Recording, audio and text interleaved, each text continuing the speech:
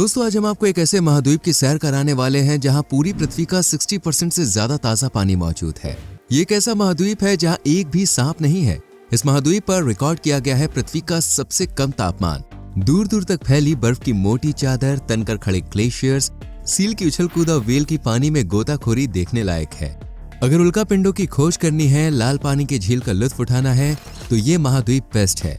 लेकिन यहाँ जाना खतरे से खाली नहीं है, क्योंकि इस महाद्वीप ने न सिर्फ कई देशों के बीच फूट डलवाई है बल्कि लोग की जान का भी गुनहगार है। चीन और अमेरिका क्यों इस बर्फ की चादर के टुकड़े के पीछे मैदाने युद्ध में उतर आए हैं? आखिर ऐसा क्या खजाना छुपा है इस महाद्वीप में? आइए जानते हैं। दुनिया का सबसे दक्षिणी और पांचवा सबसे बड़ा महाद्वीप है अंटार्कटिका, जिसका अधिकतर हिस्सा बर्फ से घिरा हुआ है। इसे अब बर्फ की दुनिया यानी फ्रोजन वर्ल्ड भी कह सकते हैं। जहाँ तक नजर जाएगी वहां तक सिर्फ और सिर्फ सफेद बर्फ ही बर्फ, ठंड में जमा साफ पानी और छोटे बड़े ग्लेशियर्स नजर आएंगे।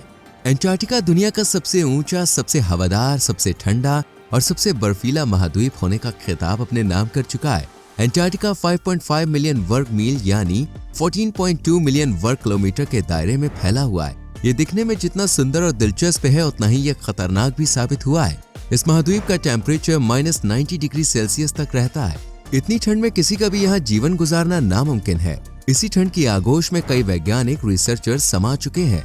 300 किलोमीटर प्रति घंटे की रफ्तार से यहाँ बर्फ के तूफानों का सैलाब भी उमड़ता है। और तो और इस महाद्वीप को सबसे ड्राई कॉन्टिनेंट भी माना जाता है, क्योंकि यहाँ 51 किलोमीटर ही बारिश होती है, इसलिए इसे रेगिस्तान तक भी कहा जाता है। लेकिन फिर भी अमेरिका और चीन जैसे देश इस रेगिस्तान बर्फ के टुकड़े को हासिल करने की कोशिश में लगे रहते हैं और कई देश इस पर अपना हक तक जताते हैं, जैसे ब्रिटिशर्स इसे अपना बताते हैं, जबकि रशियंस दावा करते हैं कि सबसे पहले इन्होंने इस कॉन्टिनेंट को खोजा था। लेकिन अंटार्कटिका का इतिहास काफी पुराना है। आज से कई साल पहले महान फिलोसोफर एरिस्टोटल ने इस कॉन्टिनेंट के बारे में खुलासा किया था और कहा था कि जमीन गोल है, नॉर्थ और साउथ पोल एक दूसरे के मिरर इमेजेस हैं। वहीं 2021 में रॉयल सोसाइटी ऑफ न्यूजीलैंड की एक स्टडी पब्लिश हुई, जिसमें बताया गया कि ऑस्ट्रेलिया के पास पोलिनेशियन आइलैंड पर रहने वाले माओरी लोग 7वीं सदी में अंटार्कटिका में पहुंचे थे, क्योंकि इनकी कहानियों में एक ऐसे ठंडे बर्फीले महाद्वीप का जिक्र किया गया है जो पृथ्वी के सर्दन साइड पर है। यानी अंटार्कटिका की हिस्ट्री में झांके तो पता चलता है कि सबसे पहले अंटार्कटिका सर्कल को क्रॉस करके अंटार्कटिका के पास पहुंचने वाले शख्स थे ब्रिटिश ऑफिसर जेम्स कुक, जिन्होंने अंटार्कटिका से 130 किलोमीटर के फासले से ही वापसी कर ली थी। और इसकी वजह यहाँ का खतरनाक ठंडा माहौल और बर्फीले तूफान थे। इसके बाद 1820 में फिर से European naval officer Fabian Gottlieb von Bellingshausen को इस महाद्वीप की खोज करने भेजा गया और ये पहले इंसान थे जिन्होंने अंटार्कटिका के मुश्किल भरे रास्ते को पार कर यहाँ पहला कदम रखा। इसके बाद कई रिसर्चर्स ने अंटार्कटिका के बारे में जानकारी निकालने की कोशिश की। कुछ सफल हुए तो कुछ अंटार्कटिका के मुश्किल रास्तों और ठंड की वजह से जान की बाजी लगा बैठे। यहाँ पहुँचना काफी मुश्किल था। रिसर्चर्स कितनी भी सेफ्टी का ध्यान क्यों न रख लें, खुद को गर्म रखने की कितनी भी कोशिश क्यों न कर लें, लेकिन अंटार्कटिका की ठंड हड्डियों को जमाने में एक्सपर्ट थी। ना तो यहाँ गर्मी का कोई साधन था और ना ही रहने के लिए कोई घर, पेट भरने के लिए खाना भी नहीं था। इसलिए कई लोगों ने भूख से तड़प तड़प के ही अपनी जान दे दी। इस मुश्किल हालातों को भागते हुए साल 1928 में एक बुलेट शेप एयरक्राफ्ट की मदद से अंटार्कटिका की मैपिंग करने का मिशन शुरू हुआ।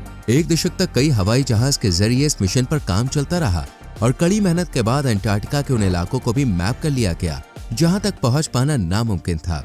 इस तरह अंटार्कटिका की कई खुफिया जानकारी रिसर्चर्स के हाथ लगी और फिर सुपर पावर्स देशों ने भी इस बर्फ के टुकड़े पर अपनी धाक जमाने की पुरजोर कोशिश की। बड़े बड़े देशों ने अपनी अपनी मिलिट्री स्क्वाड को अंटार्कटिका में भेज दिया, जिनके जरिए अलग अलग देश अंटार्कटिका के हिस्सों पर अपना हक जता रहे थे। साल 1948 में तो ब्रिटेन और अर्जेंटीना ने अंटार्कटिका को लेकर अपनी नेवी भी एक दूसरे के खिलाफ उतार दी। हालात इतने बुरे हो गए थे कि देश एक दूसरे को खत्म करने से भी पीछे नहीं हट रहे थे। वो भी किस लिए? सिर्फ इस बर्फ के टुकड़े के लिए, जो कि अपने आप में बेहद खास है। आपसी झगड़े को खत्म करने के लिए यूनाइटेड स्टेट्स किंगडम, सोवियत संघ और 9 देशों ने मिलकर साल 1959 में एंटार्कटिक ट्रीटी पर हस्ताक्षर किया। इस संधि के तहत यहाँ मिलिट्री एक्टिविटी को पूरी तरह से बैन कर दिया गया और यहाँ सिर्फ साइंटिफिक इन्वेस्टिगेशन की मंजूरी दी गई और सभी क्लेम्स को खारिज कर दिया गया। साथ ही ये भी कहा गया कि रिसर्च में जो भी जानकारी मिलती है वो सभी देशों के साथ शेयर करनी होगी। आज यहाँ सिर्फ साइंटिफिक रिसर्च की जाती है। कई देशों के यहाँ रिसर्च स्टेशन मौजूद है। इस महाद्वीप पर किसी का कोई हक नहीं है और न ही यहाँ कोई घर है। लेकिन इस बर्फ के टुकड़े को लेकर इतना विवाद हुआ ही क्यों? ऐसा क्या है इस कॉन्टिनेंट में? आइए ये भी जान लेते हैं। लेकिन इस खुफिया जानकारी को जानने से पहले अगर आपने हमारी वीडियो को लाइक नहीं किया तो फटाफट से करके चैनल को सब्सक्राइब कर लीजिए। साल 1992 में यूएस जियोलॉजिकल डिपार्टमेंट के सर्वे में यह खुलासा हुआ कि अंटार्कटिका में 500 बिलियन बैरल्स के नेचुरल गैस और ऑयल के रिजर्व्स मौजूद है। लेकिन देश इस नेचुरल खजाने के पीछे नहीं थे, बल्कि असली खजाने के पीछे थे। और ये खजाना था न्यूमीडियम, प्रेसियोडीमियम, टर्बियम और डिस्प्रोजियम। यहाँ ऐसे रेयर मिनरल्स के रिजर्व्स पाए गए हैं। आपको बता दें ये मिनरल्स इसलिए बेहद खास हैं क्योंकि इनका इस्तेमाल इलेक्ट्रॉनिक डिवाइसेस में होता है। आज के समय में लोग का ध्यान ऑयल और गैस से हटकर इलेक्ट्रिक चीजों पर आ गया है। कार से लेकर स्कूटर तक हर चीज इलेक्ट्रिक हो गई है, इसलिए इन मिनरल्स की इंपॉर्टेंस काफी बढ़ गई है। इसी नेचुरल रिसोर्सेज को अपना बनाने के लिए कई देश अंटार्कटिका पर पैनी नजर बनाए रखते हैं। आपको जान के हैरानी होगी कि आज जिस अंटार्कटिका को बर्फ की दुनिया कहा जाता है, वहाँ पहले घना जंगल हुआ करता था। लंदन के साइंटिस्ट ने भी खुलासा किया है कि उन्हें यहाँ फॉसिलाइज्ड वुड भी मिली थी, यानी आज से करीब 90 मिलियन साल पहले ये महाद्वीप बेहद गर्म हुआ करता था। घने जंगल अंटार्कटिका की पहचान थे। साइंटिस्ट को यहाँ कुछ ऐसे जीव जंतुओं के भी फॉसिल्स मिले थे जो सिर्फ इलाके में ही रह सकते हैं। इससे ये क्लियर हो गया कि आज बर्फ में लिपटा अंटार्कटिका किसी जमाने में गर्म रेगिस्तान हुआ करता था। इसके अलावा रिसर्च से ये भी पता चला है कि अंटार्कटिका की 3 किलोमीटर की बर्फ के नीचे 400 से ज्यादा झीलें हैं और यहाँ इकोसिस्टम भी मौजूद है। इन झीलों में ऐसे समुद्री जीव हैं जो दुनिया के किसी भी कोने में नहीं पाए जाते हैं, जैसे कि ट्रू जेलीफिश। यानी अंटार्कटिका की पानी की दुनिया भी काफी दिलचस्प है। यहाँ एक से एक जीव अपनी जिंदगी गुजार रहे हैं।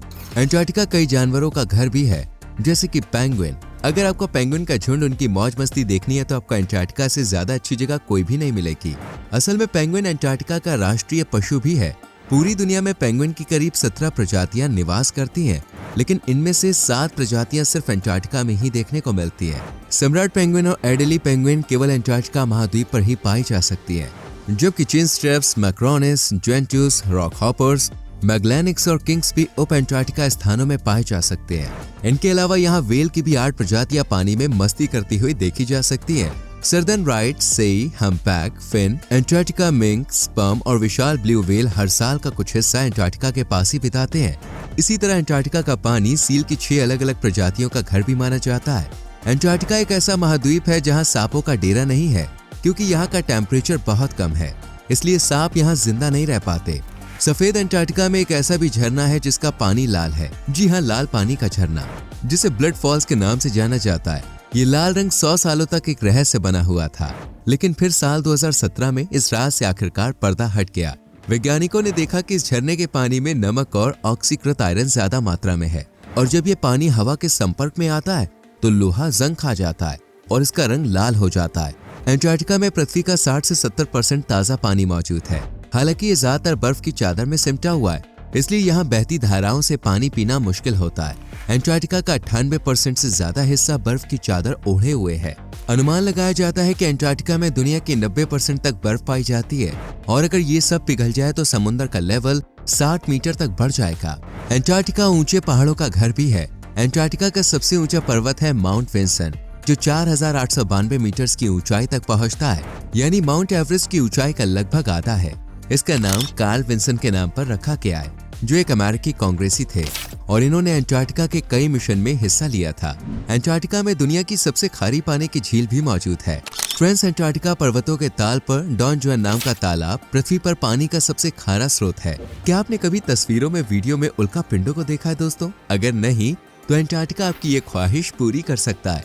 अंटार्कटिका की सफेद बर्फ और बर्फ के बीच गहरे रंग के उल्का पिंड अलग से दिखाई देते हैं। इस फ्रोजन वर्ल्ड में 2 बस्तियां भी बनी हुई हैं। एस्पेरेंजा बेस अर्जेंटीना और विला लास एस्ट्रेलास चिली महाद्वीप के 2 स्थायी अनुसंधान केंद्रों के इर्द गिर्द बने हैं।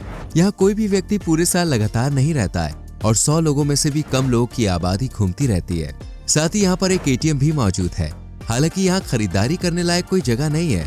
मैकमुर्डो स्टेशन पर एक ATM है, अंटार्कटिका का सबसे बड़ा अनुसंधान स्टेशन, जहाँ गर्मियों के महीने में 1000 से ज्यादा मेहमान आते हैं। क्या आप सोच सकते हैं कि इस वीरान महाद्वीप पर पूजा पाठ का भी इंतजाम हो सकता है? नहीं ना, लेकिन ये सच है।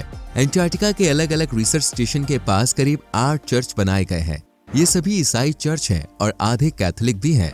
अंटार्कटिका में गर्मियों के दिनों में यहाँ रिसर्चर्स की चहलकदमी सुनाई देती है, लेकिन सर्दियों में यहाँ ना के बराबर ही लोग देखने को मिलते हैं, क्योंकि ठंड के मौसम में यहाँ सूरज दादा की किरणें नहीं पहुँच पाती, जिस कारण यहाँ का तापमान और ज्यादा गिर जाता है। और अब तक का सबसे कम तापमान जो रिकॉर्ड किया गया है वो है -89.2 डिग्री सेल्सियस। आज अंटार्कटिका में करीब 70 से ज्यादा रिसर्च स्टेशंस बने हुए हैं जिन्हें करीब 40 से ज्यादा देश कंट्रोल कर रहे हैं और यहाँ सिर्फ साइंटिस्ट और रिसर्चर्स ही आ सकते हैं। आम इंसानों का जाना नामुमकिन है। यहाँ अगर किसी को जाना भी होता है तो उसे सबसे पहले अपने दांत और अपेंडिक्स निकलवाना होता है, चाहे फिर वो एकदम हेल्दी ही क्यों ना हो, क्योंकि यहाँ के वर्क स्टेशन पर किसी भी तरह की सर्जरी की कोई सुविधा नहीं है। और अगर सर्दी की वजह से आपको कुछ होता है तो मौत को गले लगाने के अलावा दूसरा कोई ऑप्शन दिखाई नहीं देता। अंटार्कटिका में एक न्यूक्लियर पावर स्टेशन भी है जिसका नाम मैकमुर्डो स्टेशन है। ये पावर स्टेशन 1962 से यहाँ पर चल रहा है। वैसे ठंड में अगर पीना पिलाना हो जाए तो भाई कुछ राहत से मिल जाती है कुछ लोगों को। इसलिए इस ठंडी दुनिया में एक बार भी है जो दुनिया के दक्षिणी छोर पर मौजूद है। ये बार वर्नार्ड स्काई रिसर्च स्टेशन में स्थित है। वैसे क्या आप यहाँ जाना चाहेंगे? कमेंट सेक्शन में जरूर बताएं। वीडियो को लाइक और शेयर करके चैनल को सब्सक्राइब करें, बेल आइकॉन प्रेस करें जिससे आपसे आने वाली वीडियोस मिस ना हो। मिलते हैं आपसे अगली वीडियो में। Till then bye bye, take care.